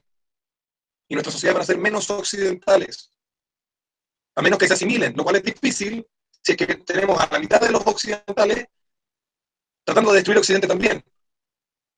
Ahora, el problema es que un musulmán vaya a agarrar una metralleta, no es que esté concretizándolo mucho. Yo estoy yendo más a lo profundo. El problema no es que ese musulmán vaya a agarrar una metralleta y matar a Charlie Hebdo. El problema es que está bien, es correcto desde el punto de vista musulmán. Y no, no es correcto desde el punto de vista musulmán. Vale, si vamos a la Pew Research, más de la mitad de los musulmanes están de acuerdo con que eso es correcto. Están de acuerdo con que eso está justificado. No que lo vayan a hacer, pero están de acuerdo con que eso está justificado. Entonces, el cambio cultural es, pasamos de una sociedad donde no está justificado a una sociedad donde sí, porque la masa crítica de la población va a generar la cultura. La cultura no la genera, la cultura no es invencible. Llegan nosotros y con medida que son más que los tuyos, eres tú el que se asimila a la suya y no ellos los que se asimilan a la tuya. Y si ven las calles de Londres por la noche, en varias porciones de esas ciudades, no, las mujeres son agredidas si van sin velo, sistemáticamente hay policía sharia dando vueltas por la calle, vigilando el barrio. ¿Qué significa eso? Significa que a mí me preocupa que le vayan a pegar a una mina por ahí. No, a mí me preocupa que después, entonces, para poder seguir viviendo, esas personas van a ser islámicas, que es el efecto contrario de lo que tú decías con las personas occidentales. Sí, pero por eso, pero yo te digo, desde el punto de vista meramente de los derechos individuales, no veo que haya una amenaza de ninguna forma. Es decir, que lleguen millones de musulmanes, puede ser que aumente algo la criminalidad, puede ser que no, y como tú dices, no es lo relevante. Pero ¿qué es lo relevante? Si desde el punto de vista de los derechos individuales específicamente, no es algo tan grave lo que estamos viviendo. Quizás desde el punto de vista de que a ti o que a alguien le encanta la cultura occidental y el diálogo y la cuestión, y quizás se vuelva una sociedad más cerrada, menos dispuesta al diálogo, quizás sí, pero desde el punto de vista de los derechos individuales, no veo que necesariamente haya un peligro inminente. Puede ser que quizás alguna vez pueda llegar a ser un peligro, pero hoy por hoy todavía no es un peligro. Pero es que en 20 años más ya no exista ninguna sociedad en la que se llegue a las verdades dialogando. Ese es el peligro.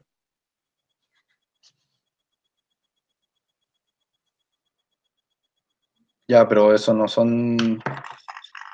tiene que ver con derechos individuales. Y no creo que ocurra, porque realmente... Si no se llega a las verdades dialogando, que es un metacomercio, los derechos de propiedad son imposibles. Pero porque el comercio es un diálogo.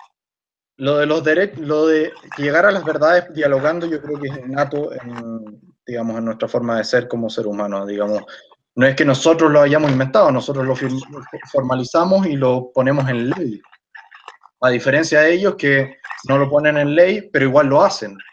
Obviamente ellos también tienen científicos, tienen gente que se sienta a dialogar algo, también discuten probablemente, no todo es violencia todo el rato, y probablemente entonces tienen inconsciente ese sentido de que dialogando se llega a un consenso, una verdad, etc. ¿No?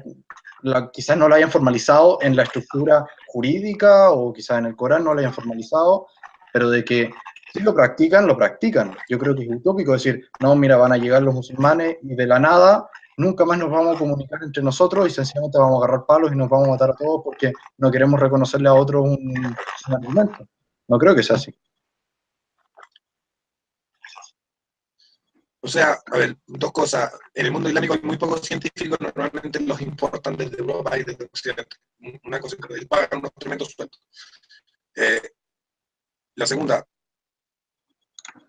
hay discusiones, pero no hay discusiones fundamentales. Es decir, hay discusiones básicas. Y el peligro y eso lo vimos en la Unión Soviética, de la destrucción de las discusiones fundamentales, resulta finalmente en la destrucción de todas las discusiones más básicas. Cualquier discusión ya más básica desaparece. Entonces, y eso en el tiempo, ¿no es cierto? Si el Islam no es un mundo completamente tiránico, es porque hubo un periodo en que los ingleses estaban ahí. Y tuvieron que... de hecho, creo que el Islam se occidentalizó más cuando eran colonia que ahora que son inmigrantes. Y en el periodo en que los islámicos fueron colonia de los ingleses, eso estuvo muy contenido, lo cual no estoy de acuerdo con los métodos que se utilizaron, pero el punto es que estuvo muy contenido el hecho de la eliminación del diálogo. Pero ahora podemos ir viendo como cualquier país que toma por religión el Islam, y Turquía se está acercando a eso, comienza progresivamente a destruir derechos de propiedad, y el Islam, podríamos decir que es el primer comunismo, en el sentido de que el mundo, la realidad del islámico es que todo lo que existe es un capricho de Allah. Entonces no hay una verdad a la que podamos llegar, en realidad eso no existe, en el Islam eso no existe, tú dices que hay una verdad y el islámico, ningún islámico está de acuerdo contigo que existe una verdad, y de hecho eso es lo que tienen en común con los posmodernos. Los islámicos y los posmodernos sostienen que no hay ninguna verdad. Para los islámicos lo que existe es un capricho de Allah. Para los posmodernos lo que existe es un capricho de la persona individual que está haciendo el enunciado lingüístico. Entonces, son dos fuerzas que se niegan a una cuestión que nosotros dos sostenemos. Tú me dices, bueno, estos axiomas éticos de Hoppe y de Rothbard, y son axiomas éticos y son verdad y no son solo el deber ser, sino que son el ser. Bueno, todo eso es una herejía. Entonces, tener una cultura donde las personas saben que lo correcto es dialogar, que lo correcto es alcanzar verdades a través de la conversación, y que así podemos lograr ciertos axiomas y derivar consecuencias lógicas y entonces obtener verdades, es básico para que después en el futuro sigamos teniendo posibilidades de seguir accediendo a mayores y mayores estadios de libertad y a sociedades cada vez más justas, y podamos descubrir nuevas formas de justicia que tal vez todavía no hemos descubierto. Porque también hay una cuestión en cuanto a los anarcocapitalistas, que también hay un poco en los objetivistas, pero menos, que es que no sabemos, estos axiomas que tenemos, claro, funcionan lógicamente, pero no sabemos que mañana nace un tipo con 250 de coeficiente intelectual y lo refuta. Y tenemos que formar otra teoría de la libertad. Entonces necesitamos diálogo, porque podemos estar profundamente equivocados. Tú y yo podemos estar los dos equivocados, y tiene que venir alguien que nos lo diga. Sí, bueno, pero de todas formas es, como te digo, casi que es un pensamiento individual tuyo que puedes tener legítimamente. Puede ser quizás una estrategia de cómo conservar los derechos individuales, pero de todas formas no es, como dije, una verdad apodíctica, como dije al principio, y por lo tanto no necesariamente digamos, está dentro del marco de lo que al libertarianismo debe necesariamente importarle. Es decir, puede haber un libertario que no tenga tu postura, o que sí, y digamos son estrategias, es como que yo te diga, ¿cómo vamos a disolver el Estado? Si es con bitcoins o es con la separación pequeña de estados pequeños hasta llegar al nulo. Bueno, son cosas que podemos estar discutiendo eternamente, pero que realmente no tienen una resolución así como científica, ¿no? A ver, estoy de acuerdo contigo en que no todos los libertarios, los capitalistas, no me gusta la palabra libertario, me gusta la palabra capitalista. No todos los capitalistas tienen que pensar exactamente como pensamos nosotros, o tú y yo, da lo mismo, porque esto es precisamente eso, es una conversación de cosas que son muy complicadas y precisamente por su nivel de complejidad va a haber siempre una pluralidad demasiado abierta de opiniones al respecto. Pero lo que sí considero es que yo soy de la idea, y esta es la idea que al final quiero expresar aquí, y puede que esté profundamente equivocado. La necesidad, la posibilidad de que exista una sociedad libertaria presupone la existencia de una sociedad occidental. Y creo que, que podía estar en desacuerdo conmigo y tener argumentos tan válidos como los que tú me diste, pero al final me parece que para mí por lo menos no fueron lo suficientemente válidos como para hacerme cambiar de opinión. La cosa sí, para terminar, yo creo esta ronda como de discusión, porque además nos estamos escuchando mal y hemos bajado a la mitad de los espectadores, es que no ha resuelto el tema de recibir inmigrantes cuando aún tienes un estado de bienestar es robo, a menos que tengas el consentimiento explícito de la población que está siendo expropiada por medio de los impuestos. Es decir, ¿qué se resuelve primero? ¿La situación de los inmigrantes o el estado de bienestar? Llevándolo al mismo ejemplo que di anteriormente, ¿qué se resuelve primero? ¿Bajamos los impuestos primero o primero bajamos el gasto público? Esa es la última cuestión que me gustaría que tocara para ir terminando. Bien, es que me parece que la cosa de los impuestos, digamos, es como el argumento de Milton Friedman, ¿no? Yo estoy de acuerdo con las fronteras abiertas si es que eliminamos el estado de bienestar. Pero lo que pasa es que si eliminamos el estado de bienestar, vamos a crecer enormemente y se va a llenar de inmigrantes. O sea, tú no deberías estar de acuerdo con el estado, con que saquen el estado de bienestar primero. ¿Por qué? Porque al eliminar el estado de bienestar, vamos a ser ultramillonarios y los inmigrantes, la tendencia es a moverse donde mejor tienen oportunidades y no donde mayor es el estado de bienestar para poder parasitar en general. Puedes ver los estudios, la gente en general, los inmigrantes, no vienen a vivir del estado de bienestar en general. De hecho, un inmigrante le cuesta menos al Estado que un propio, por ejemplo, alemán, digamos, en toda su educación y todo. Entonces, lo que vemos es que si sacamos el estado de bienestar se nos llena de inmigrantes. Entonces tú, por lo menos como medio regulador de la propia inmigración, debería estar a favor del estado de bienestar, para que no se llene de inmigrantes. Porque así crecemos menos y no se nos llena, ¿o no? O sea, a ver, hay los migrantes más peligrosos, y esto se ha probado por medio de todas las técnicas que tienen que ver no con los migrantes en general, sino con los migrantes que cometen delitos o hacen terrorismo, son esos que viven del estado del bienestar. Precisamente los inmigrantes que viven del estado del bienestar son los que hacen más daño. Y no solamente hacen daño a través del uso del estado del bienestar, sino a través también de la violencia y del terrorismo que traen. Que es lo que digo yo. Digo, si tú no tienes estado de bienestar, lo más probable es que recibas a la mejor gente de otros países, y esa es la que yo quiero recibir, la mejor posible. Por eso Chile ha recibido mejor migración que el resto de los países de Latinoamérica. Si vemos la migración boliviana a Argentina, ha sido un caos y un desastre. Eso tiene que ver con que Argentina regala de todo. Chile ha sido un país con un estado de bienestar demasiado pequeño, el más chico de Latinoamérica, el estado de bienestar más pequeño del mundo, tal vez o no, pero uno de los estados de bienestar más frugales del mundo. Y buen tipo de inmigrantes. En Chile recibimos casi la gran mayoría de inmigrantes que recibimos son gente trabajadora, emprendedora, etc. Bueno, respondo a eso ya con el cierre. Mi cierre es el siguiente, digamos. El problema es el siguiente. La gente que viene de esos países que están controlados, por ejemplo, por el Estado Islámico, que están controlados por, digamos, teocracias musulmanas, vienen escapando de la opresión. Es decir, vienen de lugares donde matan a miles de personas diariamente, vienen donde a las mujeres se les golpea por la calle y se les mutilan los genitales, vienen escapando de eso. Entonces tú me dices, mira, no sé, hay que no abrir tanto la frontera, o hay que controlar un poco, o hay que, no sé.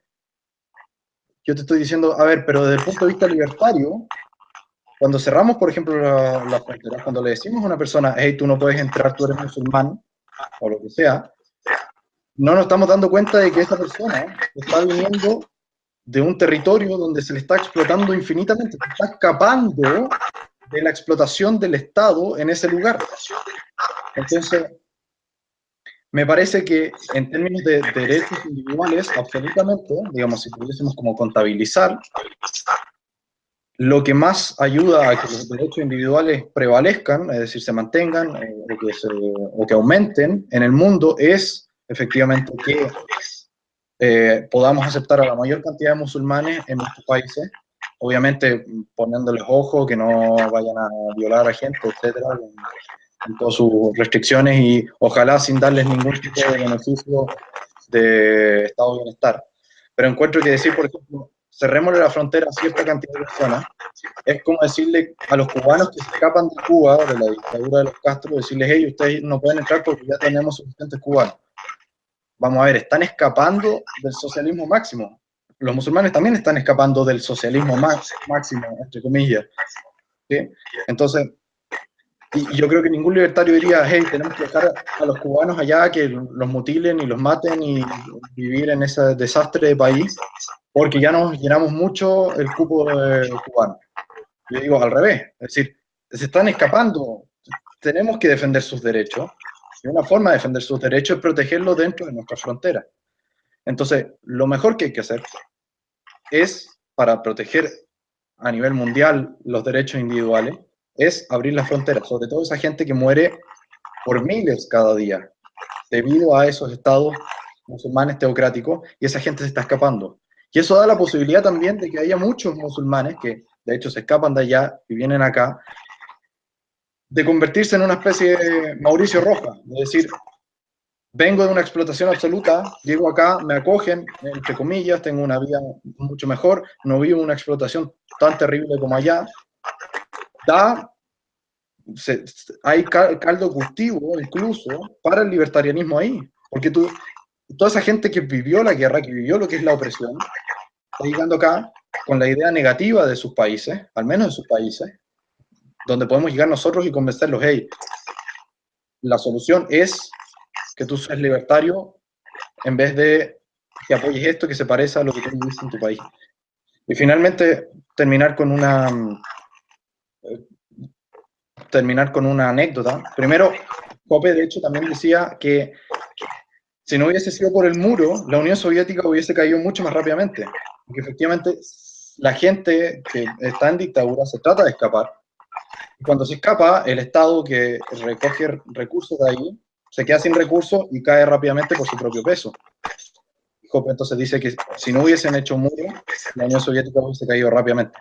finalmente una anécdota. Tengo dos amigos musulmanes.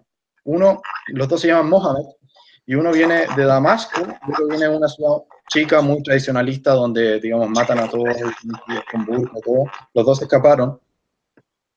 Pero, para los que no sepan, Damasco es ultra occidental, ultra liberal, las mujeres van sin burka, sin nada, digamos. Escuchan, digamos, Eminem, y en la otra son ultra tradicionalistas.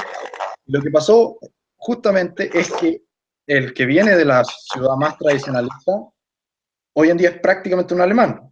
Él lleva un año viviendo acá y habla mejor alemán, y sabe mejor las canciones en dialecto alemán que yo, que lo que yo me las sé. Y el otro es un conservador que me preguntó si es que yo le decía a mi amiga si es que ella podía ir a su casa o no. Es decir, si yo era el que decidía en la relación si ella podía asistir a una comida o no. Y el otro es prácticamente un alemán totalmente convertido que hoy en día es un ateo. Y me parece que incluso debido a el choque cultural que hay, y como nuestra cultura es superior, entre comillas, es que hay más posibilidad de que se conviertan rápidamente, no solamente a ser occidentales, sino que incluso a ser libertarios. Bien, yo voy a cerrar,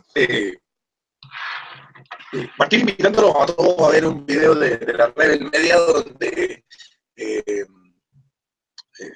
el dueño de la Rebel Media viaja a Alemania y habla en los guetos musulmanes de Alemania con los musulmanes y les pregunta cosas muy interesantes como qué opinan del caso de las violaciones de Colonia y la mayoría dicen que está bien, que está justificado, que eso es lo que hay que hacer, pero decirles lo siguiente, a ver, es cierto que mucha gente escapa de la tiranía, y cuando tú recibes un norcoreano que escapa de la tiranía, tú sabes que escapa de la tiranía porque es prófugo de la tiranía. Y cuando tú recibes a Cabo de Venos, que viene a promocionar el régimen norcoreano, tú sabes que él viene a promocionar el régimen norcoreano porque es Cabo de Venos y trabaja para el régimen norcoreano. ¿Cuál es la diferencia con el Islam? Es que los islamistas que quieren conquistar Occidente, porque hay una intencionalidad y eso está clara, eso nadie puede negar que los grandes clérigos musulmanes hablan de conquistar Occidente, envían dentro de estos grupos que son ciertos, que existe gente que escapa de la opresión y escapa de la tiranía, a sus tiranos, a sus soldados, a sus pequeños tiranos, camuflados, y es difícil, es mucho más difícil separar el monte del orégano, usando una frase española, el monte del orégano, cuando se trata de una cultura que es así, que envía a los malos junto con los buenos y que es muy difícil separar cuál es cuál. Eso es para mí una parte fundamental del asunto, y poder separarlo yo creo que es casi imposible.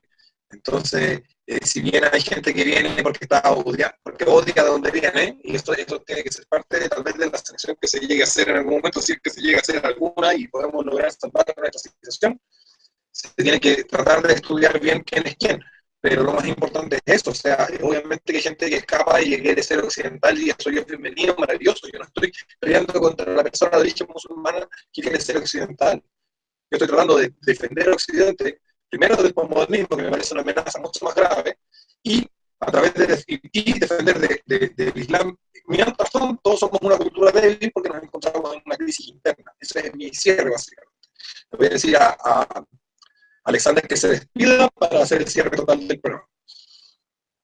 Bueno, muchas gracias, Sebastián, por la invitación, y ojalá podamos estar discutiendo de otros temas más adelante. Bueno, ojalá que no haya sido muy desagradable el echado a perder del audio. Esto tiene que ver con Hangout. Hangout es una línea muy débil y por lo tanto, con las fluctuaciones del ancho de banda, de repente tiene algo gasto y te vas y te caga el audio. Así que ojalá que no haya sido muy desagradable. Recuerden, bueno, llegando a los 2.300 suscriptores, y faltan 4 o 3 creo, voy a hacer un especial. Porque usted sabe que yo celebro las fechas raras, como 1900, los 2300 y así. No los 2000, los 3000, como todo el mundo. Entonces, ya, pues juntemos los 4 suscriptores que faltan, los 3, y hacemos un especial de preguntas y respuestas desde mi página de Facebook de 2 horas. 2 horas con todo el público, responder a todas las preguntas, incluso las de los trolls, que siempre lo hago. Así que bueno, esto ha sido Capitalismo Revolucionario, debatiendo sobre el Islam y Occidente. Yo soy Sebastián Izquierdo, estuve con Alexander Rinnique, y buenas noches.